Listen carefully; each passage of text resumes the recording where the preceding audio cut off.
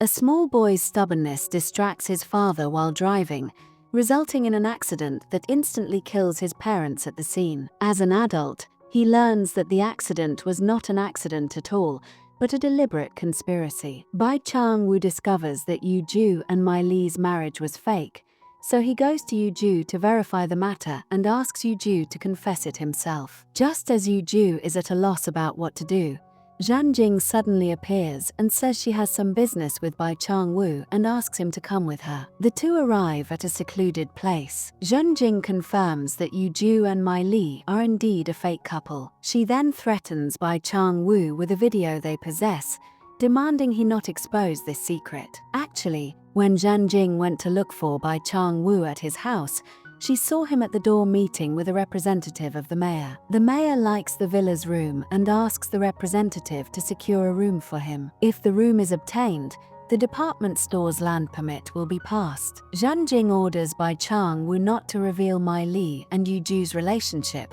or she will release the video of the department store meeting. Bai Chang-woo then realizes that Yu-ju is actually Zhan Jing's preferred partner. Thinking of the company, he agrees to keep the secret. Yu-ju drops Mai-li off at home and tells her about Bai Chang-woo's suspicion. He wonders why Bai Chang-woo didn't pursue the matter after Zhan Jing called him away. He regrets not getting a chance to see Mai-li's grandmother today, so they arrange to have dinner with the grandmother the next day. Before saying goodbye, the two embrace and share a gentle kiss. Their sweet moment is suddenly interrupted when Mai-li's sister returns from abroad and comes to see her. The sister had previously seen Yu-ju in a video, and now seeing him in person, she praises Mai-li for finding a truly smart guy. Yu-ju feels embarrassed by the little sister-in-law's teasing and tries to escape. Mai-li holds his hand and only lets him go after receiving another kiss. The sweet couple is unaware that a problem has arisen on the grandmother's side. Actually, as Bai Chang-woo and the representative were leaving, they saw a welcome flower sent to Ming Sun Tang from guests. The representative is surprised because an acquaintance named David had already quit his job at the restaurant, yet he sent a bouquet in the restaurant's name. Hearing this news, the grandmother immediately becomes worried, as this David was the one who arranged the American company contract with them on behalf of the restaurant. If David suddenly quits and disappears, their investment might be lost. To uncover the truth, the grandmother orders the secretary to investigate David quickly. However, the uncle, husband's brother, overhears their conversation. Soon, the uncle enters the grandmother's room and tells her that David defrauded them with a fake contract. The grandmother is so shocked that she almost faints and quickly takes out her medicine bottle. However, due to her weakness, the pills scatter on the floor. The uncle asks the grandmother to sit on the bed and kneels to help pick up the medicine. Taking advantage of the grandmother's inattention, he pulls out another medicine bottle from his pocket, switches the grandmother's real medicine, and then helps her take the replacement. After finishing this, he reveals his true motive. David was his hired assistant all along. Together, they tricked the grandmother into building a factory in America. Therefore, the money that was supposed to come from America at this time all went into his consulting company's pocket, and the consulting company was his own. The uncle did this because he was angry at the grandmother for not giving him the company but instead marrying him to her stepdaughter. He had resented the grandmother for a long time. The grandmother angrily lunges at him and tries to hit him, but due to her physical weakness, she faints and collapses on the floor. The cruel man sees the grandmother lying helplessly, then scatters the grandmother's medicine on the floor, pretending that the grandmother fainted on her own. Yu-ju and the others rush to the hospital upon hearing the news of the grandmother's fainting. The doctor informs them that although her life has been saved,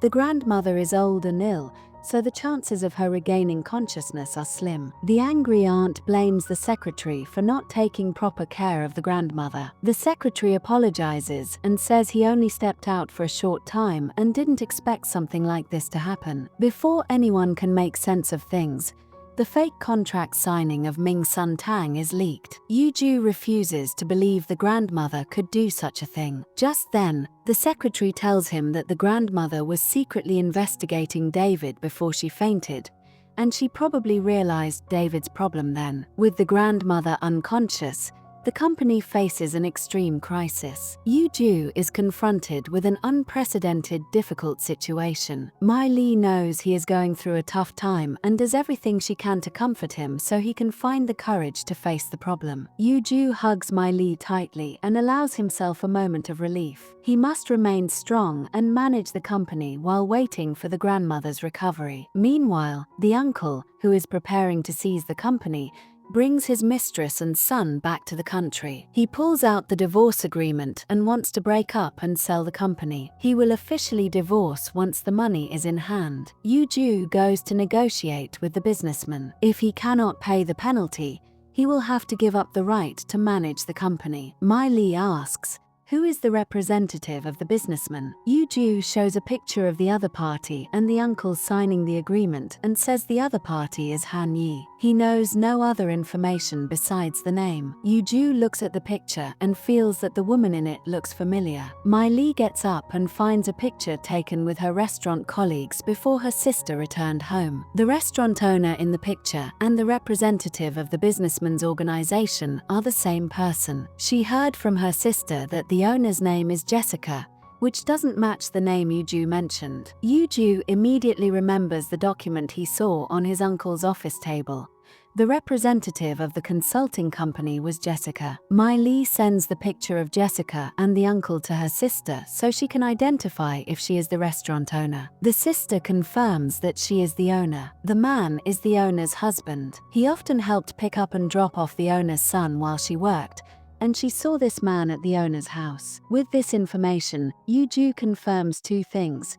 The uncle and the person who wants to take over the company's management are allies. Additionally, the uncle is having an affair with Jessica and has a son in America. The negotiation with the businessman is the next day. My-lee suggests they remain silent first and observe the uncle's reaction. The next day, Jessica arrives at Ming's son as the representative of the businessman's organization. The uncle pretends not to know Jessica and wants to sell Ming's son Tang at a low price to make it a hollow company. His action confirms to Yoo-joo that they are indeed allies. My-lee suggests they expose their affair and conspiracy to retrieve the company. Yoo-joo believes that the affair alone is not significant enough evidence.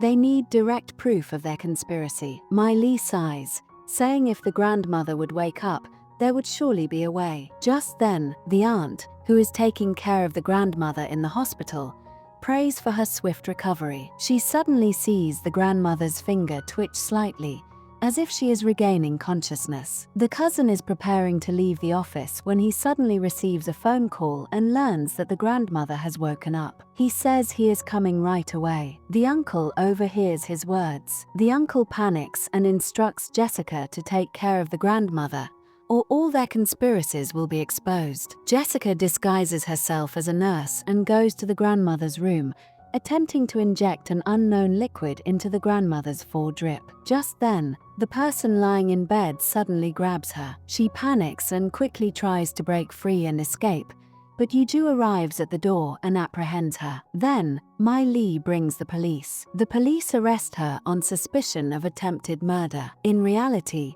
this was all Yoo-joo's plan. Yoo-joo informed the cousin about the uncle's affair and the existence of his son in America. The cousin had already suspected this secret. Moreover, he also saw the divorce agreement on his father's desk. To save the company, the two brothers teamed up to expose their father's conspiracy. The grandmother had not woken up. The cousin only pretended to call his father at the company to make him fall into the trap. Now they have successfully captured Jessica. However, the police inform Yoo-joo that while Jessica's phone contains evidence of a conspiracy with David, there are no other message exchanges with the uncle besides business talks. There is also no record of money transfer to the uncle's account. Yoo-joo officially cuts ties with the uncle and exposes all the uncle's vile deeds. He threatens to reveal the uncle's conspiracy to everyone. The uncle lies, saying he was merely blackmailed by Jessica. He claims he doesn't know if Jessica's son is his, but Jessica is threatening him with her son, and she won't let him go unless he pays. Yoo secretly records his words. He then goes to Jessica and plays the recording. Jessica realizes that the man who told her he was going out to find a lawyer for her is actually making her a scapegoat. To drag the uncle down too, she tells Yoo that she has evidence that can prove the uncle's crime. The uncle is worried that Jessica might have some hidden evidence, so he searches Jessica's house thoroughly. Finally, he finds a mobile phone used for communication with Jessica and a memory card hidden inside his son's doll. The memory card not only contains evidence of their conspiracy to seize the company, but also proof that the uncle caused the car accident to murder Yoo's parents. As the uncle proudly leaves with the evidence, Yoo appears at the door and asks him, "Did you kill my parents in the car accident that year?" The episode ends on this suspenseful note. For the next episode, please like, comment, and subscribe to the channel.